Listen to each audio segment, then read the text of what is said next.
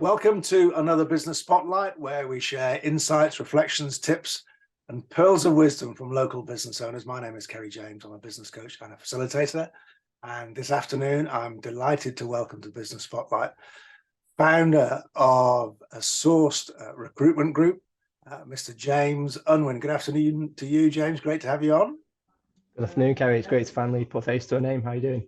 Yeah, I'm very well. Thank you very much. So let's crack straight into some questions about your business journey, if that's okay, James. So Sourced Recruitment, bit of a clue in the title, of course, but how long have you been in business and what area of recruitment do you specialize in, please? Well, we've been established now for around 13 months. We specialise in the Northwest construction and residential recruitment sector. We work on white and blue collar basis, so we cover all aspects of workers within the construction sector. And is this your first role as a business owner then, James, or what were you doing before? It is indeed, yeah. So I've been in the sector for probably just under a decade now, but I've always worked for other companies. Finally took the leap of faith, let's call it, roughly about 13 months ago, and we've been going ever since, and we're growing as a business, and we're taking on new clients all the time. So I'd like to say we're doing a good job, but you never know, do you? Well, we'll come back to the lessons. That I'm sure there's been a steep learning curve over those 13 months, James. So we'll definitely come back to that. But before we do that, a little bit more detail. So what would be an kind of ideal client for you, James? And how do you kind of differentiate yourself from your competition? So general clients for us are anyone who builds within the Northwest. And we are looking to expand into other areas as time goes on, but we find if you focus on one patch, you can give the best service within the area. So clients who typically build any commercial buildings, refurbishments, fit out, new build housing and new build social housing. So there's quite a big market for that in the Northwest, and that's where it's kind of our bread and butter, really. Okay, and if we think, in the kind of middle of 2023 now, it's been a pretty turbulent 3 years or so, of course, with lockdown, but then with inflation and interest rates and the digital revolution and the changes of working practices, etc. How have all of those affected the construction industry, would you say, James? It's been very up and down, to be honest. It's been great at times. I'd probably say the back end of last year and the early months of this year have been, a slight bit more on the housing side of our business, because that's been quite a strong point for us.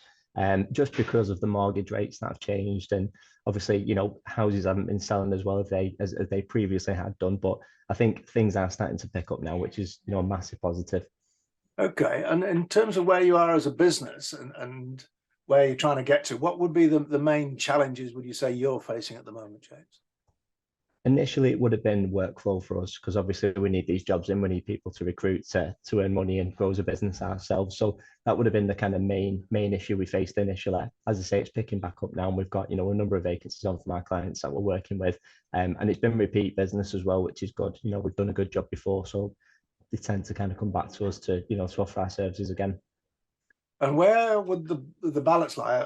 I mentioned before we pressed the record button, I do work with a couple of other recruitment agencies, and it's always this ongoing roller coaster or balance between candidate demand and client demand. How is that dynamic working in the construction sector, would you say?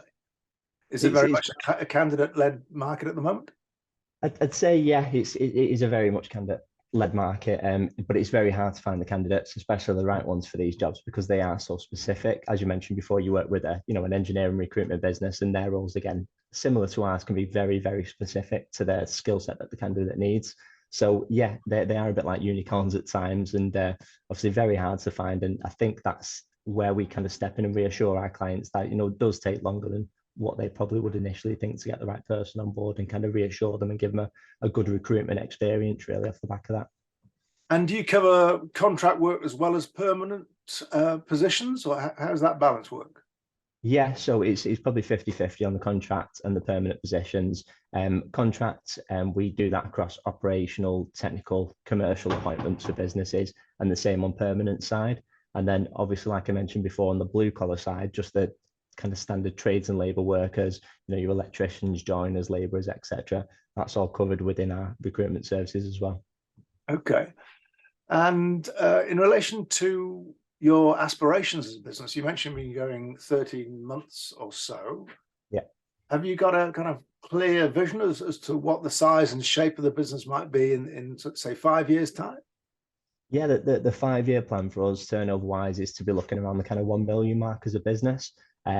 We've set in plan a pretty detailed course of actions to get there, really. Every kind of benchmark that we've had in place up to date, we've hit, which is absolutely fantastic for us. And I'm glad we've managed to do that. So it's been quite a successful first, kind of 13 months for us. But the view now is to kind of, stick with that, hit every benchmark.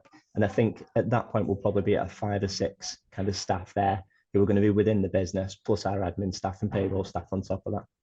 Okay, well done on hitting your goals and your plan. What do you think you've done particularly well to enable you to do that? Has it been on the management or leadership or financial or team building or sales and marketing? What aspect of the business do you think you've done particularly well?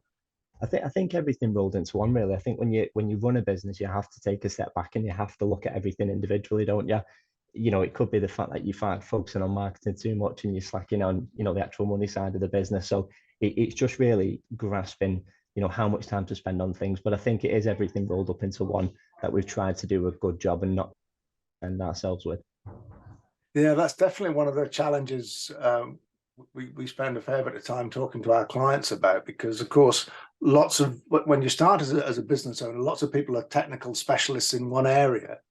And part of the challenge is realizing that you need to move away and work out what are the top 20% most important bits of a load of other areas, whether it's team building or leadership or finance or digital marketing, the whole lot of stuff that business owners need to know a small bit about, but the most important bit. So it's good to hear you're going through that learning curve. So let's move on to that then, James. 13 months. What advice do you think, having had that 13 months of experience and learning, what advice might you give yourself if you were starting again on day one? Obviously, just take my time with things, really. Initially when I started, I thought, right, well, I need this, I need this, I need this, and I need it now. And I kind of rushed into some aspects of it, really. Like, for example, we took on an ATS system, which is like, what we log our candidates on and our jobs and we use for our day to day. And we took it on quite quickly. And, we very, very quickly found out it was quite an overcomplicated system for what I needed. You just go in, obviously I've had hours of personal training on it now. So, we've managed to get used to it, but I think it's just rushing into those business decisions. You really need to take your time to have a look over things, look at a couple of different options, and then, and then make the plunge and make sure it's right for you. But I'd probably say, yeah, that was the biggest thing for me, just kind of rushing into things immediately. Now I kind of take the time and look over things and make sure it's right. And sorry, did you say ATS? Is that a CRM system, or what system is that designed? Yeah, so an ATS CRM, it's everything mixed into one, basically. It's just what we log all our day-to-day stuff on, really. And it tracks your candidates as well as your clients, does it? Of course, yeah. So it logs everything all in one, which is quite good, to be honest. But as I say, initially it was a bit of a headache, but we're on track with it now. And what sort of challenges did that create for you with that making that maybe early decision or impulse decision as you described? But probably a time allowance issue for me. If I had to spend quite a lot of time doing something, it takes away from other things as a business owner. It's like the accountancy side of things. As you're a business owner, you've got to have a good accountant, and having to learn that and learn about that side of it as well is quite time consuming. So as a business owner, you do find there are things that are going to take up more time than others. Right. Okay. And any other advice that you think you'd give to other business owners starting up? What might that be based on your last 13 months experience? Definitely do it. If you're good enough in a job to be able to think that you can run a business, definitely do it, because if it doesn't work out, you've been in the position you've been in for a while and you could probably easily fall back into work. But if you never make the plunge, then you never know, do you? Absolutely. Okay. Very good. Well, it's been a pleasure to hear about your story, James. One last question. If there are either candidates or maybe potential clients in the construction sector that might like a conversation with you, what might you suggest as a next step, James? Yeah, we can definitely have a look on our website or contact myself. And what we tend to do for our clients is run through individual personalized recruitment plans for them to make sure that we're giving them the best service possible. Same with our candidates as well. If someone's in the market looking for a new opportunity, it's definitely worth a chat with us because we've got quite a big reach within the Northwest sector. And I feel, we can offer you some very good options and, give you a good seamless, good service, basically.